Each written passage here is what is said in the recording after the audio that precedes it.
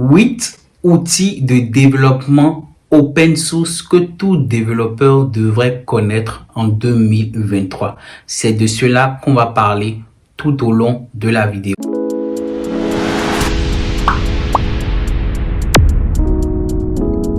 Alors, salut tout le monde et bienvenue sur Jolab. Alors, bienvenue sur cette nouvelle vidéo. Où aujourd'hui, on va parler de 8 outils essentiels que vous devez connaître en 2023 en tant que développeur d'application. Je tenais quand même à dire que cela ne vient pas que de moi. Cela vient en fait d'une veille technologique que j'ai eu à faire sur ce côté-là. Parce qu'aujourd'hui, il y a plein d'outils dans le domaine de l'informatique, dans le domaine du développement d'applications qui ne sont pas forcément open source, c'est-à-dire qui ne sont pas forcément gratuits. Mais dans cette vidéo, je vous ai en fait sélectionné 8 outils gratuits, c'est-à-dire open source que vous devez utiliser et qui vont vous permettre au fait de pouvoir développer, travailler en tant que développeur de manière facile, de manière aisée et qui vous permet de gagner en efficacité. Ok? Donc, si vous êtes prêts, passons. Alors, le premier, c'est VS Code. Alors, VS Code, c'est un éditeur de texte, un éditeur au fait de code, si on l'appelle ainsi, qui vous permet essentiellement de pouvoir écrire les codes de vos applications. En réalité, en bref, en un truc simple, ça vous permet de pouvoir coder votre application. Ce qui est bien sur VS Code, c'est que c'est un logiciel qui est très puissant, qui est léger et qui est facilement au fait utilisable. Ça, c'est la première chose. La deuxième chose, c'est que VS Code dispose en réalité d'un nombre incalculable d'extensions que vous pouvez installer sur ça pour pouvoir configurer cela. Ça, c'est la deuxième chose.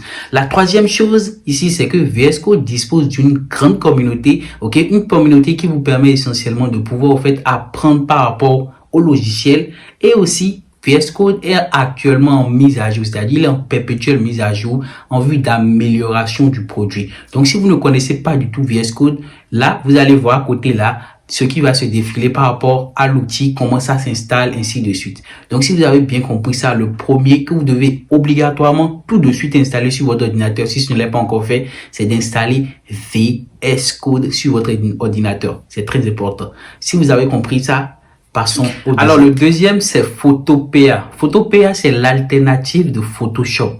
Moi, par exemple, j'utilise Photopea essentiellement pour pouvoir éditer mes images. Donc, si vous n'avez pas la licence de Photoshop, vous n'avez pas, en fait, Photoshop pour pouvoir modifier des images et tout ça sur votre ordinateur, vous pouvez directement utiliser Photopea qui vous permet, au fait, de pouvoir rapidement faire des modifications par rapport aux images, pouvoir en fait modifier le style, la taille de l'image, ainsi de suite. Et c'est totalement open source. Donc, le deuxième ici, c'est Photopea qui vous permet essentiellement de pouvoir éditer vos images. Moi, je l'ai utilisé lorsque je devais en fait modifier la taille des images, pouvoir convertir une image du JPEG en PNG, pouvoir le mettre en fait au niveau du GIF, pouvoir ajouter des GIFs, ainsi de suite. Donc, le deuxième, c'est Photopea qui vous permet en fait de modifier vos images. Donc, si vous avez compris ça, passons au troisième. Alors, le troisième, c'est Notion. Alors, Notion, en fait, c'est un outil qui vous permet de pouvoir écrire du texte, qui vous permet, au fait, de pouvoir organiser votre activité. Il est totalement open source. Si vous voulez, au fait, aller au-delà des outils qu'il propose, c'est-à-dire des fonctionnalités de base qu'il propose, vous devez payer. Mais à la base, c'est un outil totalement gratuit qui vous permet, au fait, de pouvoir écrire votre calendrier, de pouvoir rédiger votre facture, de pouvoir, au fait, faire vos plannings et plusieurs autres fonctionnalités. Cela, en fait, est adaptable en fonction de ce que vous voulez faire. Donc, Notion, c'est l'outil quand même, je trouve quand même incontestable pour tout développeur qui souhaite, au fait, prendre des notes, à faire, au fait, des calendriers, pouvoir, au fait, rédiger. Moi, j'utilise, par exemple, pour pouvoir rédiger, au fait, voilà, des TPE pour des étudiants que j'encadre souvent. J'utilise aussi, au fait, ça pour noter, au fait, par rapport à ce qu'on me demande de faire, les différentes tâches que j'ai à faire, ainsi de suite. Donc, le troisième ici, c'est Notion, qui est un logiciel qui vous permet de pouvoir, au fait, planifier votre activité, prendre note par rapport à quelque chose que vous trouvez quand même important. Donc, si vous avez bien compris ça, passons au quatrième. Le quatrième ici, c'est Prisma. Alors Prisma, en fait, c'est un ORM, en fait, open source qui vous permet essentiellement de pouvoir visualiser, ok, l'architecture de votre base de données. C'est-à-dire, quand je parle de visualiser, c'est-à-dire, vous pouvez voir les différentes tables de votre base de données. Vous pouvez voir, en fait, tout ce qui est à l'intérieur des différentes tables, les différentes valeurs, voilà, les données que vous avez mis à l'intérieur.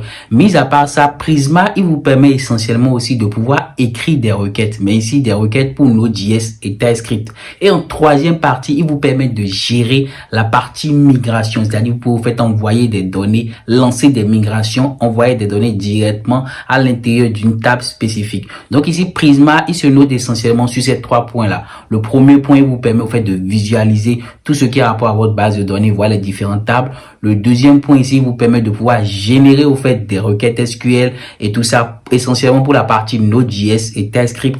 Et en troisième point, il vous permet au fait de lancer des migrations, c'est-à-dire envoyer des données dans votre base de données et essentiellement au fait sur une table spécifique. Donc ici, je vous invite à aller fouiller un peu Prisma. Vous allez voir que c'est quand même simple et en plus c'est open source et sécurisé toujours, comme j'ai l'habitude de le dire, qui vous permet au fait de visualiser tout ce qui a rapport à votre base de données et ainsi de suite. Donc, si c'est bien compris, on passe au cinquième. Le cinquième ici, c'est Freeform. Alors, Freeform, au fait, c'est un outil très intéressant que j'ai découvert aussi, qui permet essentiellement de pouvoir organiser vos idées. C'est-à-dire, dispose au fait de plusieurs outils de forme qui vous permet au fait de matérialiser vos idées, de pouvoir faire des organigrammes. Si vous avez au fait, voilà, des étapes à suivre pour développer un produit, cela vous permet de pouvoir poser votre idée sur la table, poser au fait l'organigramme, comment vous souhaitez que cela se passe. Freeform, c'est essentiellement disponible sur Mac. Ok, et c'est gratuit pour toutes les personnes qui sont sur Mac. Donc, Freeform, essentiellement, il dispose de plusieurs personnes qui l'utilisent. Tous ceux qui sont sur Mac l'utilisent et ça vous permet essentiellement de pouvoir, comme je l'ai dit précédemment, organiser vos idées, pouvoir mettre au fait des graphes, faire des organigrammes, ainsi de suite. J'ai pas eu l'occasion de vraiment aller au fond pour fouiller l'outil, mais quand même pour le peu que j'ai vu, c'est quand même intéressant et ça permet au fait d'organiser les idées. Donc si vous avez un Mac, n'hésitez pas à aller télécharger cela si ce n'est pas encore disponible sur votre Mac et essayer de l'utiliser. C'est très intéressant et ça vous permet de poser, comme je l'ai dit précédemment, vos idées, poser au fait des organigrammes, ainsi de suite. Donc si vous avez compris ça, on passe maintenant au sixième. Alors le sixième ici, c'est GitLab. Alors je vous arrête tout de suite, vous allez me dire oui, j'ai l'habitude d'utiliser GitLab, c'est pas quelque chose de nouveau pour moi, mais je tenais quand même à mettre GitLab comme dernier point parce que GitLab, il est plus puissant que GitHub. Parce que au fait, GitLab propose plusieurs autres fonctionnalités. Mis à part la partie pouvoir déployer son projet, pouvoir mettre son projet sur un repository et tout ça, toutes les fonctionnalités basiques que vous connaissez de GitLab. GitLab permet au fait de faire aussi de l'intégration continue, c'est-à-dire pouvoir faire la partie CI/CD comme si vous étiez DevOps, ok. Mis à part ça, il permet au fait de gérer vos différentes tâches, la suivi des tâches, l'attribution des tâches à des membres de votre équipe. Mis à part ça encore, il permet au fait de gérer le suivi du temps. Vous pouvez voir le nombre de temps que quelqu'un a passé sur une tâche. Vous pouvez au fait, prendre les résultats, les utiliser pour travailler, ainsi de suite. C'est un outil très puissant, GitLab, que la plupart n'ont pas réellement au fait compris. Donc ici, GitLab, il offre plusieurs autres fonctionnalités. Je vous invite au fait à fouiller sur GitLab, mis à part tout ce que vous savez faire, c'est-à-dire mettre vos projets sur des dépôts et tout ça. Il y a plusieurs outils comme intégration continue, comme je l'ai dit. J'ai eu l'habitude de l'utiliser pour écrire des pipelines, ou pour créer des tâches, gérer la suivi du temps et plusieurs autres fonctionnalités que GitHub de base ne propose pas. Alors, je suis à la fin de la vidéo. Laissez-moi en commentaire, au fait, ce que vous avez retenu par rapport à les outils, lequel, au fait, est nouveau pour vous.